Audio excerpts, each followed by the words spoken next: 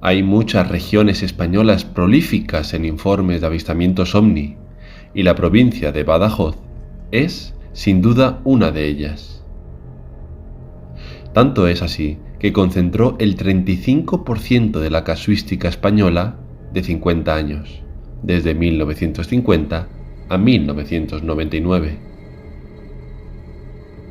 El tema que nos ocupa es uno de los fenómenos ovni relacionado con el ejército del aire más extraños de la historia de España. La madrugada del 12 de noviembre de 1976, sobre la 1:45 de la madrugada, se encontraban haciendo guardia en la base aérea de Talavera la Real los soldados José María Trejo y Juan Carrizosa. La situación era crítica. España atravesaba una época convulsa, con la amenaza de terrorismo de ETA y el Grupo Grapo.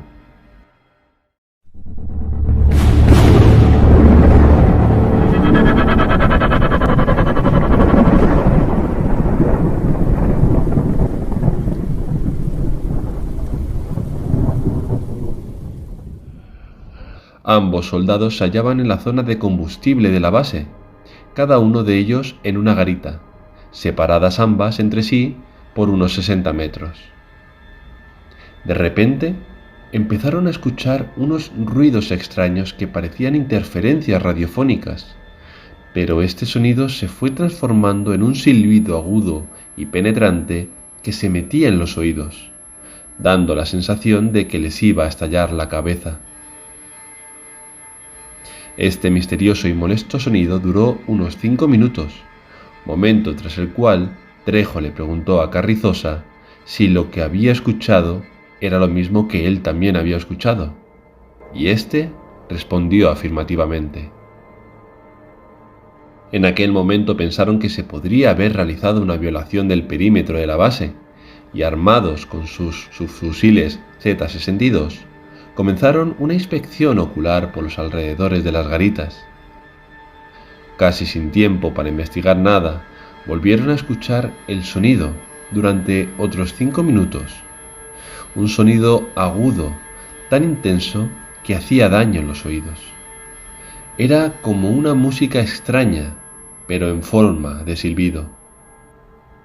En el momento en el que cesó el sonido atronador, pudieron observar justo encima de ellos una claridad que duró unos 15 o 20 segundos, similar a la luz que desprende una bengala encendida.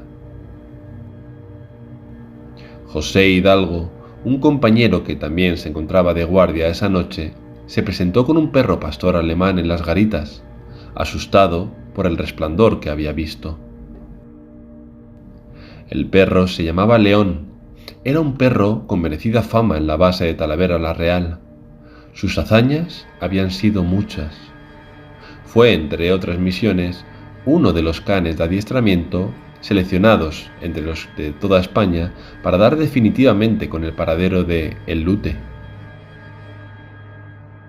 Los militares continuaban pensando que alguien podría haber accedido a las instalaciones de la base aérea, por lo que avisaron al cabo de guardia que se encontraba al mando, el cabo Pavón, que ordenó una inspección ocular por todo el perímetro de la base. Los 3 soldados, acompañados por el perro, caminaban junto a la pared que separaba la base de la carretera, con las armas cargadas y listas, pero estaban tranquilos, ya que el perro no mostraba signos de inquietud. De repente, cuando llevaban andados unos 300 metros, sintieron un remolino de aire y escucharon cómo se rompía la rama de un eucalipto cercano. Agarrados fuertemente a sus armas, decidieron soltar al perro, que fue directo hacia donde se había producido aquel remolino. Tras un primer reconocimiento, el perro no pareció encontrar nada extraño. No ladró ni hizo ningún tipo de ruido, pero volvió hacia los soldados tambaleándose, como si estuviese mareado. Volvió con la cabeza gacha y se rascaba la oreja continuamente. Volvieron a mandarlo varias veces más, y su comportamiento fue similar. No hallaba nada en el lugar, pero volvía mareado. Era como si chocara contra una barrera, como un cerco que debía poder repelerlo. Repentinamente, en un momento dado, el can adoptó una medida defensiva y comenzó a caminar en círculos alrededor de los soldados. Esta es una técnica de defensa que les enseñan. Cuando sienten peligro, giran haciendo círculos sobre las personas a las que deben proteger. Era, por tanto, una señal clara de que les estaba advirtiendo de un peligro inminente. Serían la 1:40 cuando el cabo J. Pavón se aproximó a ellos comunicándoles que fallaban las transmisiones y el teléfono. ¿Habéis oído esto? Se acercó mostrándoles el equipo portátil de comunicación interna. Unas interferencias habían acabado por bloquear los equipos de radio. Era sin duda algo muy extraño. Además, él mismo acababa de ver algo, como una luz o foco cayendo en un lugar frondoso del sotobosque, a un lado de las pistas, y que llegaba hasta la vieja pared que separa el complejo militar de la propia carretera nacional. Estaba inquieto y sabía que en las últimas fechas habían ocurrido ciertas cosas raras, demasiado raras.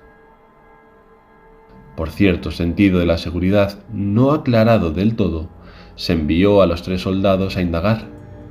El cabo, en cambio, se quedó atrás. Les acompañó otro individuo del que nunca se supo el nombre. Es curioso. Era un tipo con una guerrera y una pistola, pero nunca volvimos a verlo ni lo habíamos visto antes. Apareció allí, y se vino con nosotros, detrás, a cierta distancia. Apuntilló el exmilitar.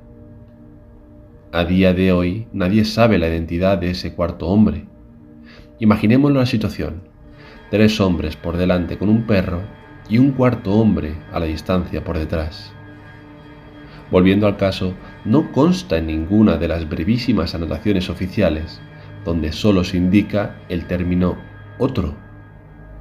Entre algunos miembros de la base, años después, se rumoreó que había fallecido en un extraño accidente en pleno centro, casi tirándose al capó de un vehículo, cruzando por un paso de cebra. Leyendas, quién sabe. El asunto es que iban 3, con el perro, y a la distancia este cuarto, del cual nunca sabremos nada más, ni siquiera un nombre. Los militares caminaron en fila india y en paralelo al muro, adentrándose poco a poco en la negrura del arbolado. Entonces fue cuando escucharon algo. Era como si algo estuviese avanzando hacia ellos, algo metálico. No sé cómo explicarlo. Era como el abrir y cerrar de una tijera grande. Daba miedo. Como si alguien con un hacha viniese a por nosotros entre la oscuridad a toda prisa, atajándonos. Con un hacha. ¿Te lo imaginas?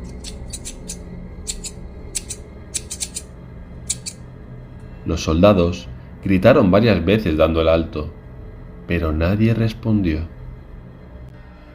Es entonces cuando enviaron por última vez a León, que se metió entre los arbustos. Casi al momento lo vieron retroceder, llorando, lastimero y como aturdido y mareado. El pobre perro se puso entre ellos y esa zona explorada, como protegiéndoles por última vez. Sin embargo, se rascaba las orejas como un loco, mientras aullaba, como si le doliese. Es entonces cuando apareció. A unos 15 metros de ellos apareció una figura verdosa, formada por varios puntos de luz, de unos 3 metros de altura, con una cabeza pequeña en la que parecía llevar una especie de casco, y un cuerpo grueso del que salían unos largos brazos que estaban en posición de cruz. Las manos y los pies no pudieron verlas.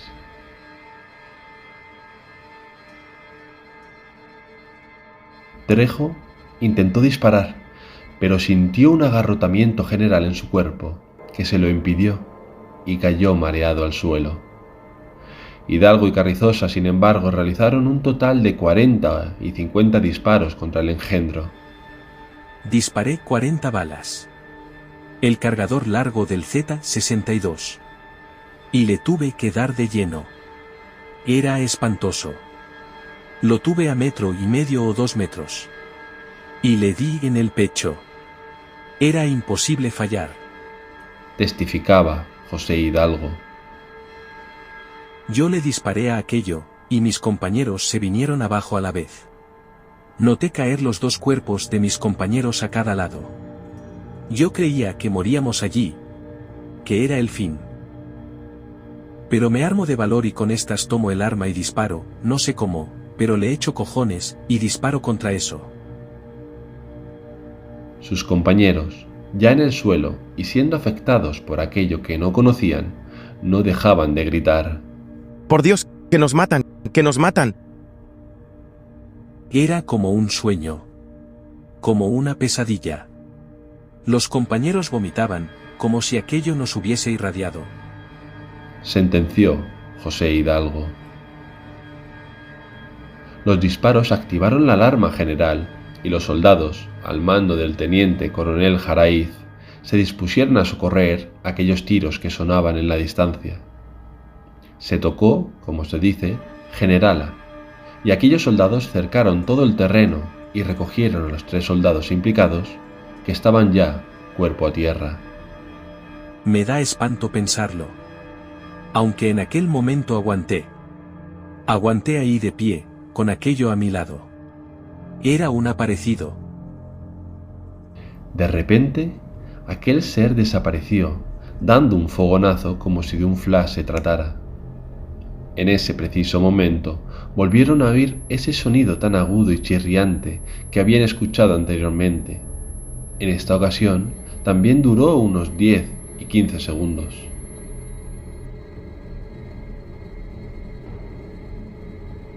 Al día siguiente, 50 soldados peinaron la zona donde había ocurrido el suceso y no encontraron ni los casquillos utilizados ni los impactos de bala en la tapia situada tras el supuesto gigante. Expertos militares certificaron que las ametralladoras habían sido disparadas, pero ¿qué ocurrió con los proyectiles? ¿Contra qué disparaban? Unos días más tarde, Trejo caía al suelo inconsciente en el comedor de la base, tras haber mostrado algunos signos de ceguera. A partir de ese momento, el soldado tuvo varios episodios relacionados con desajustes, que denominaron nerviosos. Los protagonistas de esa historia no sabrían decir qué fue exactamente lo que vieron, pero de lo que están seguros es que presenciaron un ser extraño que no correspondía con lo humano. Durante la investigación, cada uno de los soldados fue interrogado en más de 20 ocasiones, y sus versiones, sin embargo, siempre coincidían. Era como si lo que hubieran vivido hubiera quedado grabado en su mente con una nitidez incuestionable. Lo que importaba era la fuerza con que aquel suceso había impactado en la vida de esas 3 personas. Algo había ocurrido, algo tan potente como para cambiar sus destinos para siempre. A partir de ese momento, las consecuencias fueron físicas y psíquicas.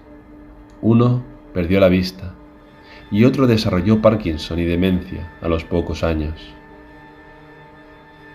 El escritor J.J. Benítez es uno de los firmes defensores de lo que se vio en la base aérea, y para él era lo que podríamos llamar un tripulante de una nave espacial.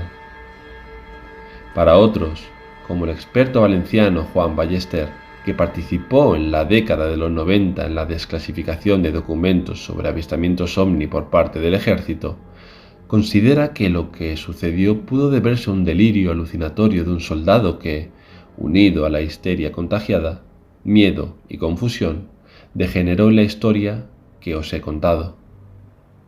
Sobre este hecho, el Ejército del Aire abrió un expediente del caso, pero fue cerrado rápidamente, según parece, porque no existía información suficiente al respecto. Lo más impactante de este expediente, que fue perdido, el único que mencionaba el término extraterrestre con un signo de interrogación, no era solo su desaparición, sino las implicaciones de su contenido. Era evidente que algo se había intentado ocultar. Lo sabían los soldados, lo sabían los médicos, lo intuía la propia estructura militar. Había, en resumen, un silencio espeso sobre el tema, como un pacto tácito de no hablar más de la cuenta. 20 años y 14 días después de la noche de autos, cuando por ley llegaba la hora de aportar toda la documentación a la ciudadanía española, los responsables militares aseguraron que faltaba el expediente del caso. ¿Sorpresa? Personalmente no me sorprende. De hecho, la desaparición del expediente oficial parecía más una acción deliberada que un accidente administrativo. Los interrogatorios se multiplicaron, los testigos fueron presionados para olvidar y los documentos clínicos desaparecieron. Simplemente, todo se envolvía en un aire de clandestinidad incómoda, como si la verdad fuese demasiado peligrosa para ser admitida. Sin embargo, a pesar de las décadas transcurridas, la historia sobrevivió, alimentada por quienes la vivieron, por quienes no pudieron olvidarla, por quienes aún hoy se preguntan qué fue lo que ocurrió. Para sorpresa de todos, aquella zona no era la primera vez que era la localización de eventos excesivamente extraños. En 1967, casi una década antes, los pilotos de un avión que se dirigía a la base de Talavera y que sobrevolaba la localidad cacereña de Montánchez afirmaron haber visto un objeto extraño de aspecto cambiante. Gervasio Villalobos, brigada y jefe de control de la torre de la base, testificó que muy poco antes de los tiroteos de aquella terrible noche tuvieron que interceptar un avión a unos 20.000 pies de altura. Venía a dirección Madrid y hubo que comunicárselo con urgencia. ¿El motivo? Pues que había aparecido de repente en el cielo otro artilugio, como con forma de diamante. Y eso alertó a todos. El objeto en cuestión era un diamante volador de gran tamaño sobre la base. Se veía a simple vista y daba un eco extraño en el radar, mientras emitía destellos sin hacer el más mínimo ruido. Pero este no fue el primer aviso. Meses antes había pasado otro encuentro del todo extraño. Eran 7 u 8 objetos. Aceleraban, desaceleraban, se unían. Sobre la zona de bosque donde luego pasó todo. Eso nos mantenía un poco mosqueados. Y luego ocurrió lo que usted ya sabe. Además, la zona donde sucedieron los hechos también tenía su propia carga simbólica en forma de un aparecido distinto.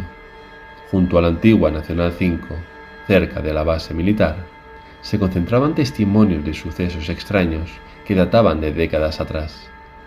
El caso del guardia que se había suicidado tras ver una figura fantasmal era solo uno de ellos. Para añadir más leña al fuego, años antes de la odisea protagonizada por Hidalgo y sus compañeros, otras muchas personas habían denunciado la presencia de una mujer que algunas noches cruzaba lentamente el asfalto portando un vestido largo.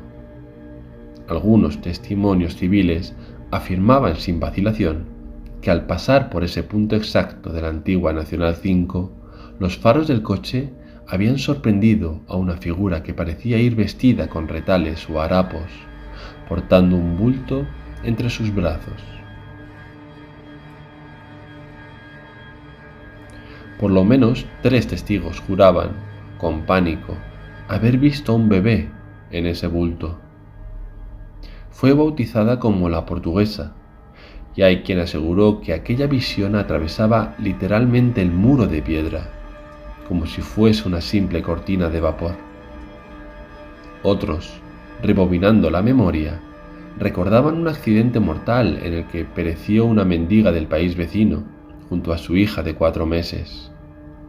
Al parecer, el automóvil causante de la tragedia no se detuvo, dejando los cuerpos inertes, desangrándose junto al arcén. Ese mismo lugar parecía reunir condiciones especiales, como si fuera un punto de confluencia entre lo visible y lo invisible. No pretendo afirmar nada con rotundidad, pero hay que ser consciente y reconocer esos patrones, y allí los hay.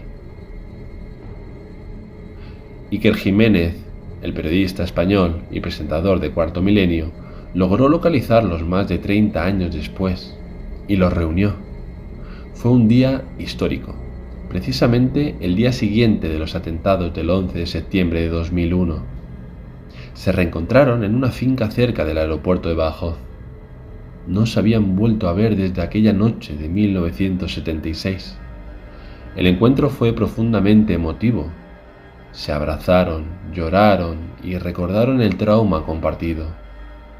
Uno de ellos, que había tenido una vida exitosa, sufrió una regeneración dramática tras el evento y aún guardaba casquillos de bala de aquella noche, como si fueran un talismán o una prueba tangible de lo que jamás se explicó.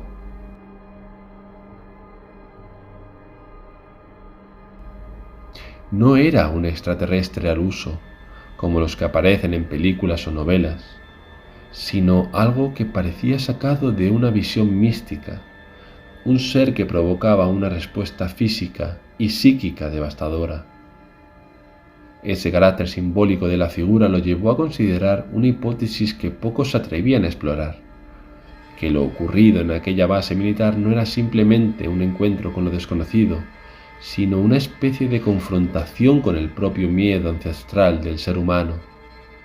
Para los soldados, lo que apareció aquella noche fue un espejo de su fragilidad, una manifestación de lo que no podía ser controlado con armas ni con disciplina. Ellos, formados para enfrentar amenazas tangibles, se vieron absolutamente impotentes ante una presencia que no correspondía a ninguna lógica. Una de las escenas más impactantes de toda la historia fue el instante en que Iker, años después de su investigación inicial, recibió una llamada inesperada. Era uno de los soldados, el último que seguía vivo. Habían pasado décadas, pero su voz aún temblaba al hablar del tema. Le contó que en una revisión médica reciente, los doctores habían encontrado en su columna vertebral unas pequeñas esferas metálicas incrustadas, pero no tenían explicación. Nunca habían sido producto de una operación y nunca había sufrido heridas que justificaran su presencia. Era, sin duda, una anomalía. Pero él estaba seguro y lo relacionaba con aquella noche. Decía que desde entonces algo había cambiado en su cuerpo, como si lo hubieran marcado. Este caso no solo es el caso más espectacular, en mi opinión, de encuentros con lo extraño en territorio español. Es un ejemplo de que no hay que tener miedo de mirar al misterio con seriedad. El mayor obstáculo para comprender estos fenómenos no es su rareza, sino el prejuicio social que los rodea. El ridículo, la burla, el rechazo académico. Todos estos filtros impiden que muchas personas compartan lo que han vivido, y eso empobrece nuestra comprensión de la realidad. Solo podremos avanzar si aprendemos a escuchar, Afirma Iker Jiménez. a mirar sin miedo.